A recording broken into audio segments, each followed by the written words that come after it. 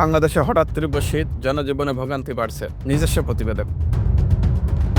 দেশ জুড়ে হঠাৎ করে তাপমাত্রা কমে যাওয়ায় তীব্র শীত অনুভূতি পাচ্ছে মানুষ। উত্তরাঞ্চল সহ বিভিন্ন জেলায় ঘন কুয়াশা আর শীতল বাতাসে জনজীবন কার্যত স্থবির হয়ে পড়েছে।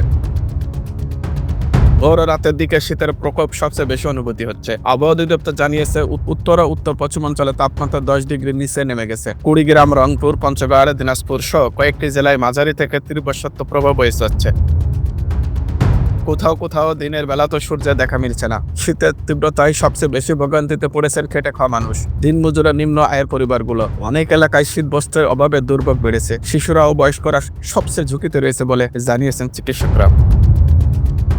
এদিকে শীতের কারণে সর্দি, কাশি, জ্বর সহ শ্বাসকষ্টজনিত রোগীর সংখ্যা বাড়ছে বিভিন্ন হাসপাতালে। চিকিৎসকরা গরম কাপড় ব্যবহারের পাশাপাশি উষ্ণ খাবার গ্রহণ ও ঠান্ডা এড়িয়ে চলার পরামর্শ দিচ্ছেন। আবহাওয়া অফিস জানিয়েছে, আগামী কয়েকদিন দেশের বিভিন্ন অঞ্চলে শীতল তীব্রতা আরো বাড়তে পারে। তাই সবাইকে প্রয়োজন ছাড়া বাইরে না যাওয়ার এবং সতর্ক থাকার আহ্বান জানিয়েছেন।